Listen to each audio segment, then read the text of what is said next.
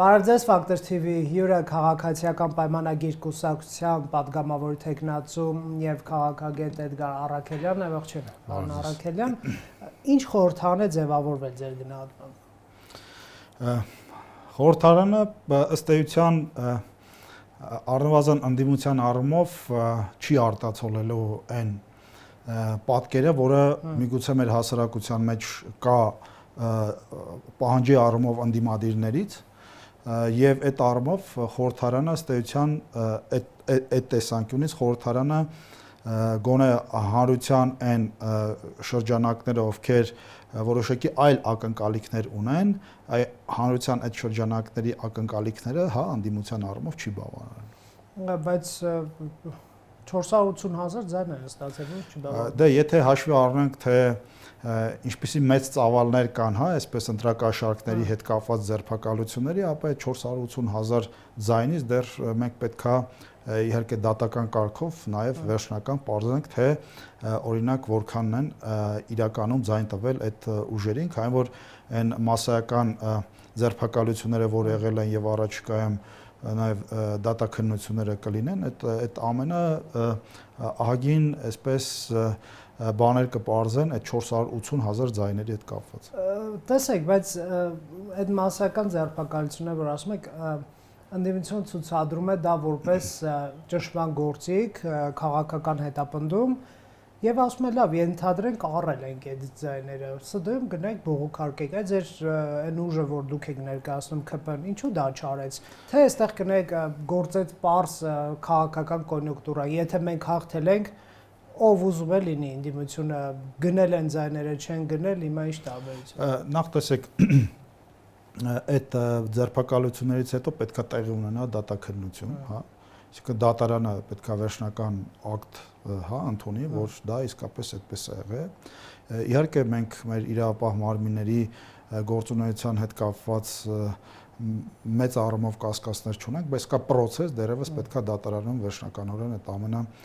հաստատվի եւ իհարկե ես լսել եմ նաեւ հակակոռուպցիոն կոմիտեի նախագահի ուրեմն հայտարարությունը, որ այդ ձայնագրություններում եղած մարդիկ իրենք ըստ էության գրեթե ոչ ոք չի ժխտել, որ ձայնագրությունում հենց ինքն է, բայց այնուամենայնիվ պետք է ունենանք նաև դատարանի վճիռները եւ դրանից հետո ես կարծում եմ որոշակի նաև հետեւություններ կարող։ Բայց տարօրինակ խորհրդարան չի, իշխանությունը ասում է ընդդիմություն լեգիտիմ չի, ընդդիմությունն ասում է իշխանություն լեգիտիմ չի, բայց երկուսով գնում են խորհրդարան եւ ըստ էության ճանաչելու են իրար, ասենք ԱԺ նախագահ Ռուբեն Ռուբինյանի հրահանգները ընդդիմությունը ուզենա չուզենա կատարելու են, երբ որ ես նրանց այս հարցը հենց այսպես էլ ձևակերպում եմ, մենք քիչ նեղվում են, ոնց մենք հրահանգ չենք կատարելու, բայց կատարելու են ըստ էության, չէ՞։ Մեծ առումով այո, ԱԺ նախագահը դա ազգային ժողովի բոլոր ուրեմն խմբակցությունների Դե ճանաչելու են, այսինքն այդ մարդու իշխանությունը որպես ԱԺ նախագահ։ Տեսեք, երբ որ իշխանությունը ասում է լեգիտիմ չեն, ապա նաև նկատի ունեն ձերբակալությունները, բայց երբ որ ընդդիմությունը ասում է լեգիտիմ չեն ու ինքը գալիս է մանդատները վերցնում, չնայած մինչ այդ այլ բաներ էին ասում իրենց ընտրողներին, առնվազն իրանց հայտարարությունների ու իրենց գործողությունների առումով հենց իրենք են հենց օպոզիցիան է իրան ապա լեգիտիմացրել, քանի որ այն ինչ որ իրանք ժամանակին ասում են, հիմա չի համընկնում իրենց գործողությունների հետ,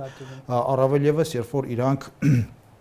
հայտարարում են, որ ուրեմն ընտրությունները լեգիտիմ չեն եւ գնում են այդ իրենց ասած ոչ լեգիտիմ մանդատները վերցնում։ ԲՀԿ-ի երկու մանդատն էլ հետը։ Դե առավել եւս ԲՀԿ-ի երկու մանդատն էլ հետը, եթե իրանք քննադատում են, որ չգիտեմ, այստեղ կասկածելի ինչ որ բաներ է տեղի ունեցել եւ գնում են։ Ես այս հարցը իրենց տվել եմ դրա համար, ես որպես լրացում պատկերը զուտ ամբողջականացնելու նպատակով տվեցի, բայց դուք էլ անազնվություն ունեք, պարոն Առաքելյան, եթե նույնիսկ մեկ ընդդիմադիր մանդատ գողացված ձայների արդյունքում է, դուք պետք է, չգիտեմ, վիճարկեք կամ մի բան անեք, այսինքն ժողովրդի իշխանության ծավալը ինչ որ չափով ձևախեղվել է։ ես կարծում եմ, որ երկդիմություն կա, այսպես ասենք։ Ես կարծում եմ, որ այսինքն այդ ձևախեղումը տեղի ունեցել նախ եւ առաջ ի վնաս մեզ, եթե նման բան է տեղի ունեցել։ Հա, կապ չունի։ Այսինքն այդ ձևախեղման արդյունքում, եթե դատարանը որոշում է կայացնում, որ այո, այս դեպքերը տեղի ունեցել, ապա դա ոչ թե նվազեցնելու է մեր, այսպես ասենք, լեգիտիմությունը, այլ ընդհակառակը ավելացնելու է մեր լեգիտիմությունը, քանի որ այդ ձայները նախ եւ առաջ գողացվել են քաղաքացիական պայմանագիր կուսակցությունից, սա մեկ, երկրորդը ես կարծում եմ, որ դատաքննությունների ավարտից հետո որոշակի հետևություններ կարվեն եւ որոշակի գործողություններ կարվեն նախ եւ առաջ հետագայում նման գործընթացները թույլ չտալու համար։ Տեսեք, ինձ հետաքրքիր է Ծառուկյանի շուրջ իրավիճակը իրականության մեջ ձեր գնահատմամբ դա ինչ է։ Իհարկե, միգուցե նա հափշտակություն է արել իրանցիներից խոշոր չափով, ես չգիտեմ դատարանը կպարզի։ Միգուցե ապօրինի որսով է զբաղված այդ մարմինները կոտորածը կենթանին է, որ սարսուռ շատերը տեսել են, միգուցե ապացուցվի, ես չգիտեմ, բայց նպատակը էլի, այն սրանք գործիքներն են, բայց քաղաքական նպատակը դա եթե պարզաջրենք, սա տրամաբանորեն տեղավորվում է Ռուսաստանի այդ հարաբերությունը, որովհետև Ռուսաստանը Պուտինը ասենք չի շնորհավորում վարչապետ Նիկոլ Փաշինյանի թիմի հաղթանակը կամ պատժամիջոցները շարունակում են եւ գիտեք, որ կատնամթերքներն այսօր հայտարարեցին, որ արգելելու են։ Սա ոնց որ իմ ընկալմամբ կարող է սխալվում եմ, Ռուսաստանին ուղերձ լինի, որ քո գործիքակազմերը այստեղ ոչնչացվելու են, չգիտեմ, դե Անդրանիկ Թևանյանի գործ կա եւ այլ։ Շատ հետաքրքիր ձևակերպում արեցի գործիքակազմ։ Իրականում իրենք ոչ թե քրեական գործերը գործիքակազմ։ Իրականում ոչ թե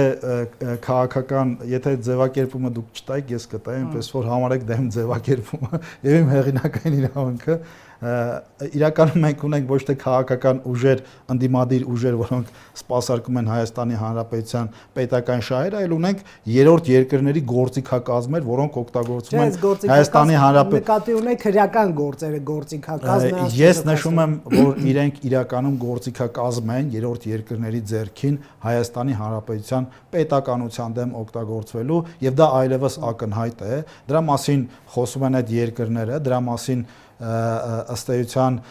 խոսում են նաև իրենց հայտարարություններն ու քայլերը։ Դուք դարձակ սկսեցիք անուղակի խոսել, ինչ Ռուսաստանի անունը չեք տալիս բանը։ Ներողություն, Ռուսաստանի նախագահը ինքն է հայտարարել, որ դրանք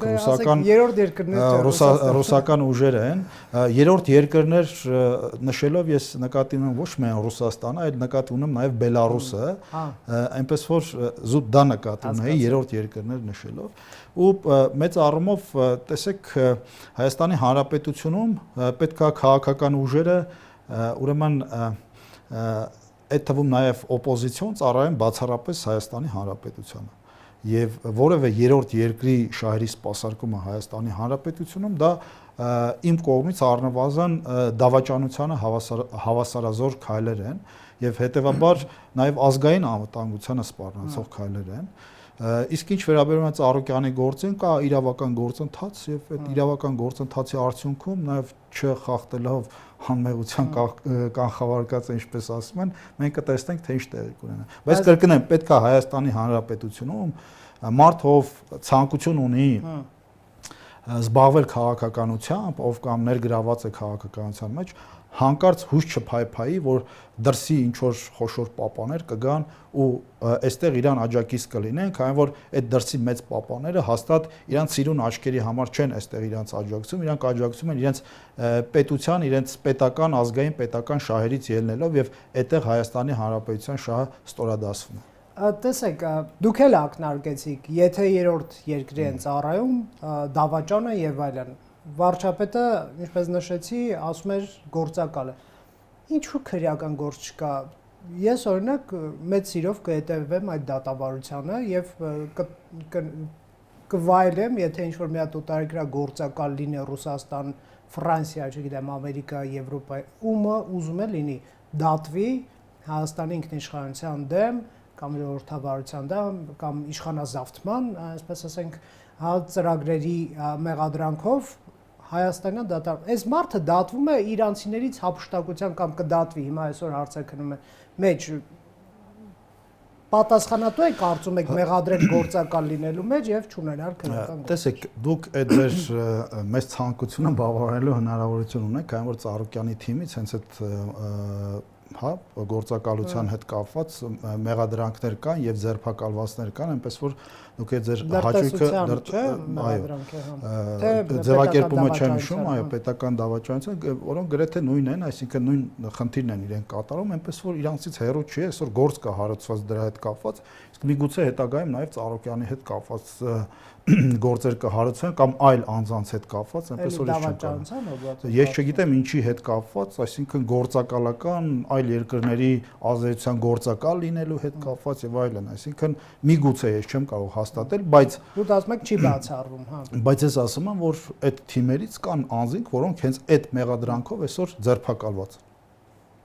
Այնպես որ դուք կարող եք Չէ, բայց դուք իմ հարցը շրջանցեցիք, վարչապետը կոնկրետ ասում է դու գործակալ ես, չէ՞։ Ներողություն, եթե Ծառուկյանի թիմում մարդ կա, որը այսօր մեղադրվում է պետական, հա, ոնց է ձևակերպվում, պետական դավաճանության, թե պետական գաղտնիքը այլ երրորդ երկրներին փոխանցելու, այսինքն պետության դեմ ուղղված այդ հանցագործության հիմքով ձերբակալված կա, այսինքն եթե այդ մարդու համար կներեք օքեյ է, երբ որ իր թիմում ելնում է այդպիսի անձնավորություն, կներեք, այսինքն այդ մարդուց հեռու չի, չէ, նաև նման գործելավիճակ կամ կներեք, պարզ Հայաստանի Հանրապետության քաղաքացի ենք ու լսում ենք Լուկաշենկոյի հայտարարությունը Հայաստանի ու Ադրբեջանի ներողություն Հայաստանի ու Ղարաբաղի դեմ պատերազմ սանձազերծելու, որ ինքը մասնակցել է, ինքը նաև միլիարդավոր դոլարների զենքեր է ուրեմն մատակարարել Ադրբեջանին ու դրանից հետո կներեք պարոն Ծառուկյանը հայտարարում է, որ ըստ էության Լուկաշենկոն Հայաստանի, հա, մոտորապես այդպիսի հայտարարություն։ Ներողություն, այսինքն Թևանյանի кейսը կապել Ծառուկյան, կնեք, նախարար կամ փոխնախարարներ են ձերբակալվել Հայաստանում կոռուպցիայի մեղադրանքով, դա չի նշանակում, որ Փաշինյանը կոռուպցիոներ է, դրանք այլ հարթության դեպքեր են։ Մինչև Ծառուկյանի այդ դաշինքը, պարոն Առաքելյան, չէ։ Ներողություն, այդ անձը, եթե այդպիսի մեղադրանք։ Ներողություն, Ծառուկյանը նախ ինքը հայտարարություն արել, եթե չեմ սխալվում, որ ինքը չի համարում, որ Անդրանիկ Թևանյանը գործակալ է։ Այսինքն նույնիսկ իմանալուց հետո ինքը պնդում է, որ չէ, ինքը գործակալ չի։ Ասել է, եթե գործակալ է, ինչ որ այնուամենայնիվ, այսինքն չի ընդունում։ Նույն պարոն Ծառուկյանը նույնպես գնդակահարեմ, թե ինչ այդպիսի բան էր ասել։ Չսխալվեմ, բայց ինքը գործակալ չի ստացել։ Տեսեք, ես նշեցի, որ հետագայում ոչինչ բացառել հնարավոր չի, եթե հայտարարություններ կան, միգուցե կլինեն նաև իրավական գործընթացներ, եթե դատի է տվել Ծառուկյանը կտեսնենք այդ նաև ընթացքը։ Մի քանի տարի առաջ օդից կախված լուրեր կային, որ Պուտինի միջնորդությամբ է Ռոբերտ Քոչյանը ազատվել քրեական պատասխանատվությունից, հիշում եք մարտի 1-ի գործով ՍԴ որոշում կայացրեց, որից հետո դատանը նրան արդարացնելու հիմքով քրեական հետապնդումը դադարեցեց, հիմա բայց նոր քրեական գործ է հարուցված Էլինա Մեղադրյալի կարգավիճակ ունի մարտի 1-ի գործով երբեմն շշուկներ են տալիս, որ նոր զարգացումներ կարող են լինել, հաշվի առնելով, որ օրինակ նույն Պուտինը օրինակ վարչապետին չի շնորհավորել հաղթանակի կապակցությամբ կամ Ռուսաստանի կողմից այս սպառնալիքները եւ պատժամիջոցները, այսինքն նրանք ըստ էության սրման են գնում, հնարավոր է պարոն Քոչարյանը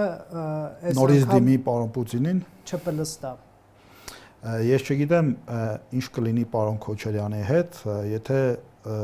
պարոն Քոչարյանը կամ ընդհանրապես Հայաստանի ցանկացած քաղաքացի Հայաստանի ու նրա քաղաքացիների դեմ հանցագործություն է կատարել, այո, ինքը չպետք է պլստա, անկախ նրանից թե ով այր ընկերը, ով է կանգնած իր հետևում, ով է միջնորդում եւ այլն եւ այլ, սա կարեւոր հանգամանք է։ Ինչ վերաբերում է Ռուսաստանի ճնշումներին, ապա ես կարծում եմ, որ ժամանակն է, որպեսզի մենք որոշում կայացնենք, մենք ուզում ենք պետություն ունենալ, թե չենք ուզում պետություն ունենալ։ Ես կարծում եմ, որ 2026 թվականի հունիսի 7-ի ընտրություններով մեր քաղաքացիները, Հայաստանի Հանրապետության քաղաքացիները պետություն ունենալու նախ եւ առաջ պետություն ունենալու որոշում են կայացրել ու այդ պետություն ունենալու գինը այո կարող է լինել նաեւ դա որ ինչ որ մի երկիր փորձի նման ճնշումներ գործադրել մեր վրա, փակել լոլիկի ճանապարհը, փակել, չգիտեմ, վարունգի ճանապարհը, փակել ծաղիկի ու ելակի ճանապարհը ու դրա գինը դա է, ցավոք սրտի, եթե պետք է այդ գինը վճարենք, ապա մենք պետք է այդ գինը վճարենք։ കാരണം եթե մենք ուսումնասիրում ենք Ռուսաստանի, այսպես ասենք, այլ գործիքակազմերը հետ խորհրդային, հա, այդ երկրների վրա ազդեցության գրեթե նույնն են, հա, շուկայի փակում, գազի ուրեմն օգտագործում քաղաքական ճնշումների, բայց երբ որ վերջնարդյունքն ենք նայում, չկա մի երկիր, որը այդ ճնշումների արդյունքում դարձել է շատ ավելի բարեկամ Ռուսաստանի կամ շատ ավելի է մոտեցել Ռուսաստանին, արդյունքում Ռուսաստանը կորցրել է գրեթե ամբողջ այդ խորհրդային տարածաշրջանը եւ Հայաստանի օրինակը նույնպես այդպիսին է լինելու, եթե Ռուսաստանը շարունակի ըստ էության իր նման քաղաքականությունը Հայաստանի նկատմամբ, քանի որ տեսեք, սա ուղղված է Հայաստանը, դա նկատի։ Սա ուղղված է Հայաստանի, սա ուղղված է Հայաստանի քաղաքացիների դեմ նախ եւ առաջ, եւ սա ուղղված է այն կառույցների դեմ, որոնք հենց Ռուսաստանն է ստեղծել, դա եւ Եվրասիական տնտեսական միությունն է, եւ ՀԱՊԿ-ն է, եւ ԱՊՀ-ն է, եւ մնացած տնտեսական ինտեգրացիոն ուրեմն համակարգերն է, որոնք գոյություն ունեն Հայաստանի եւ Ռուսաստանի։ Այսինքն Ռուսաստանը ստեղծում է մի համակարգ, հետո այդ համակարգի խաղի կանոններին հակառակ ինքն է գործում։ Արդյունքում մենք տեսնում ենք, որ օրինակ ՀԱՊԿ-ն, որը ըստ էության պետք է ապահովեր Հայաստանի ռազմաքաղաքական անվտանգությունը, ՀԱՊԿ-ն իր գործառույթը չի կատարել, կամ Հայաստան-Ռուսաստան երկկողմ պայմանագիրը, որը պետք է ապահովեր Հայաստանի անվտանգությունը, չի ապահովել, տնտեսական միությունը, որը պետք է ապահովեր Հայաստանի տնտեսական անվտանգությունը եւ զարգացումը, այդ տնտեսական միությունը այսօր խնդիրներ է, կամ այդ տնտեսական միության շրջանակներում այսօր խնդիրներ են առաջանում Հայաստանի Հանրապետության համար, քանի որ այսօր Հայաստանում կան շատ ապրանքներ, որոնք մենք շատ ավելի թանկ ենք վճարում, հենց այդ տնտեսական միության պատճառով։ Կան մարդիկ, ովքեր պատճառաբանում այդ տեսեք, մենք խոշոր արտահանումներ ունենք ԵԱՏՄ տարած եւ Ռուսաստան։ Կներեք, դա բնական է, քանի որ ցանկացած տնտեսական գոտու մեջ լինելը նշանակում է տնտեսական արտոնություններ այդ տարածքում եւ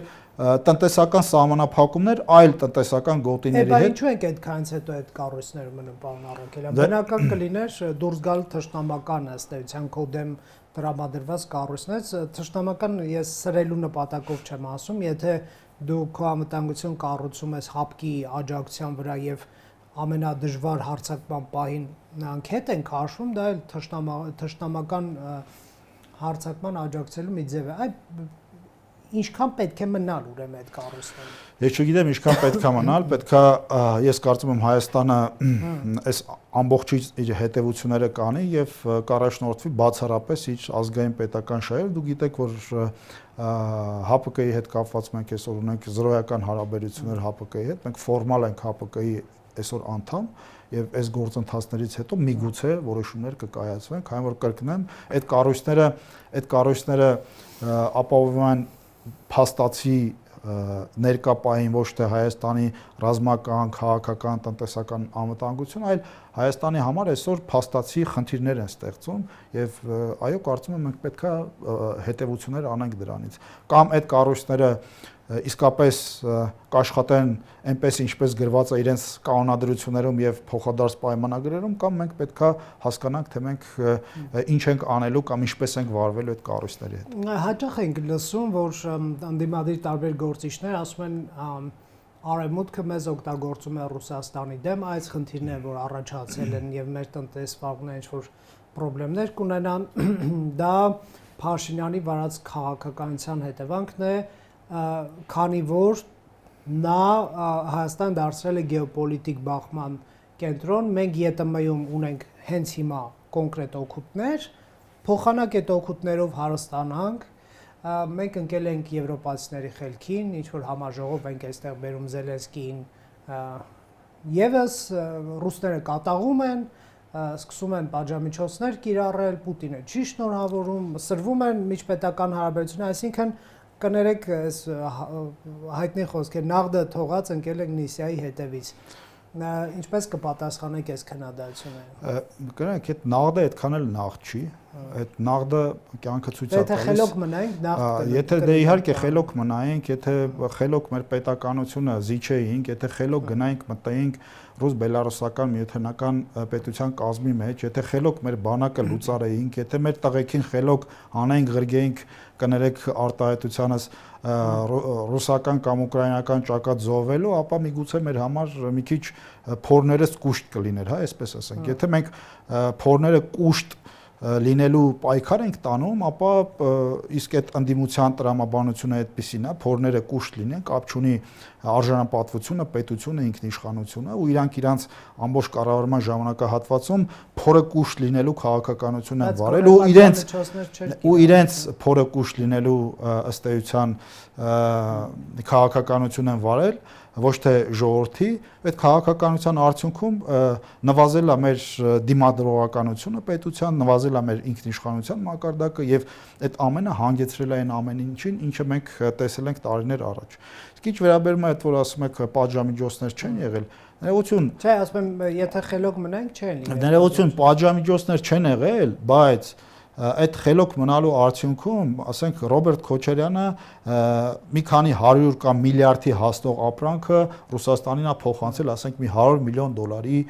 դիմաց։ Սերժ Սարգսյանը 13 թվականին բանակցել է, չգիտեմ, ուրեմն ասոցիացման համաձայնագիրը, բայց մի գիշերում այդտենց խելոք մնալու արդյունքում գնացել է ԵԱՏՄ, հետո ըստ էության ստորագրել է այդ նվաստացուցիչ կամ Հայաստանի էներգետիկ անկախությունը կամ էներգետիկ անկախությանը սպառնացող այդ գազային պայմանագիրը, այդ խելոք մնալու արդյունքում է, որ այսօր մենք այդ բաներից շղթաներից չեն կարող ազատվենք, իրանք գնացել են այնպիսի պայմանագրեր ու փաստաթղթեր են ստորագրել, որոնք այսօր փաստացի սպառնում են Հայաստանի էներգետիկ անվտանգությանը, տնտեսական անվտանգությանը, չգիտեմ, ռազմական անվտանգությանը, այդ խելոք մնալու գլուխը կախ խելոք մնալու արդյունքում է, իսկ պետությունների հարաբերություններում խելոք մնալու կատեգորիա չկա, կա ազգային պետական շահեր, մենք կամ պաշտպանում ենք մեր ազգային պետական շահերը, կամ չենք պաշտպանում։ Իսկ Եվրամիության աջակցությունը արդյոք բավարար կլինի մեր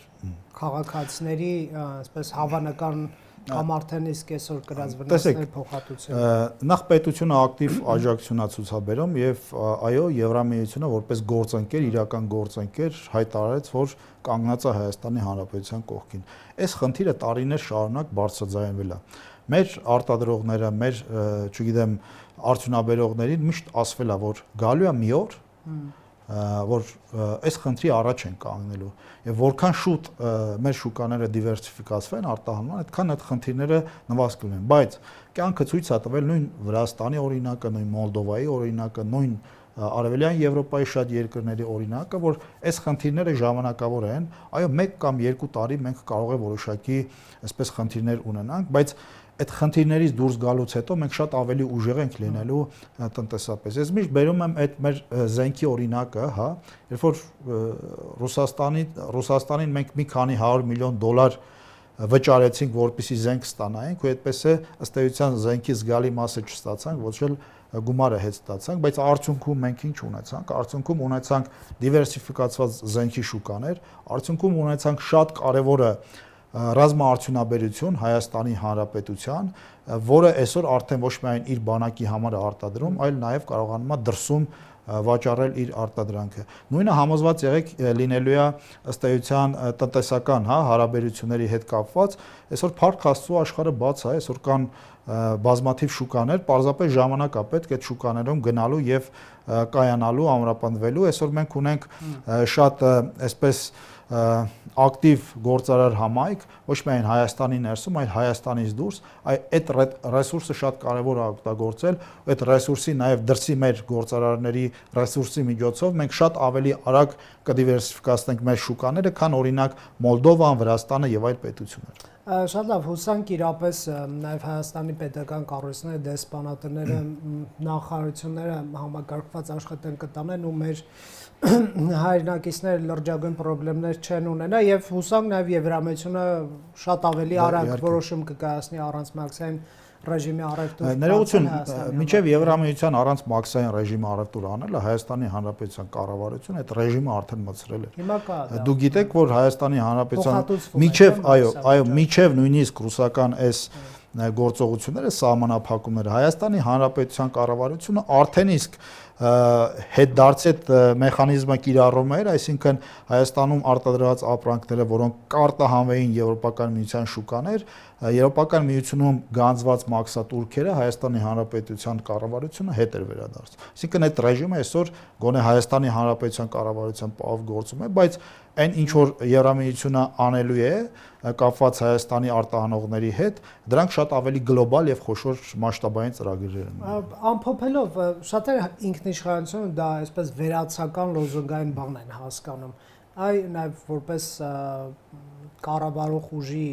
այսպես ներկայացուցիչ այդպես ինձ թվում է ճիշտ է որակելը, դուք դա ոնց եք հասկանում, ինչ է դա, ինչու պետք է Հայաստանի քաղաքացին հիմա ոչ բոլորը իհարկե տնտեսվարողներին է հիմնական վերաբերում, որոնք առնչվում են այս առևտրային սահմանափակումներին Ռուսաստանի, ինչ որ վնասներ կրեն, հիմա կատնամթերքն են էլի արգելում, չգիտեմ, 3 բզեզներ էին հայտնաբերել հայկական գյուղարտադրանքում եւ այլն, ինչու պետք է Հայաստանի քաղաքացին այս ամեն ինչին դիմանա։ Նախ ես իմ անձնական շփումների արդյունքում ցանկանում եմ իսկապես իմ հիացմունքի խոսքը հնչեցնել մեր արտադրողներին, գյուղացիներին, ովքեր արտադրում են, քանի որ ում հետ ես շփվել եմ, ովքեր արտադրում են այդ գյուղմթերքները, երևի չի եղել մեկը, ով տրտնջա, ընդհակառակը բոլորը ասել են, այո, մենք եթե անհրաժեշտ է, մենք կդիմանանք, քանի որ սա պետության խնդիր է ու չի կարող որևէ երկիր պոմիդորի կամ, չգիտեմ, ելակի փոխարեն պահանջել մեր պետականությունը ու ես դրա համար ցանկանում եմ շնորհակալությունը հայտնել այդ քաղաքացիներին, որոնց համար իրենց պետությունը ու պետականությունը շատ ավելի կարևոր է, քան իրենց աճեցրած մի քանի կիլո, չգիտեմ, լոլիկը։ Մյուս կողմից ինչի պետքա դա վերացական հասկացություն է, թե դա ամենակոնկրետ հասկացությունն է, այն օրինակը, որ ես բերեցի, դա ամենակոնկրետ պրոյեկտումն է պետականության մեր քաղաքացիների մտածելակերպի մեջ, իսկ թե ինչու պետքա, չգիտեմ, յուրաքանչյուրս որոշակի ըստ էության նեղություններ, այսպես ճակերտների մեջ ասած, այդ նեղությունը իրականում, բայց կրենք, բայց որպիսի ունենանք պետություն ու որպիսի հետագայում ինչ որ մի երկրից այստեղ չբերեն նշանակեն ինչ որ գեներալ գուբերնատորներ ու իրենց ստրկացնեն,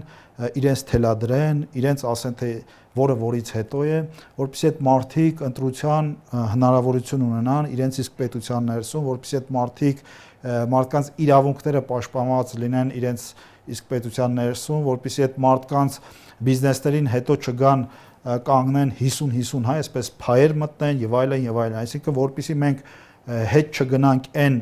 ժամանակահատվածը, որտեղ ապրել ենք ավելի քան 2 տասնամյակ։ Շնորհակալ եմ զրույցի համար։ Factor TV-ում հյուրընկալել ենք Էդգար Առաքելյանին։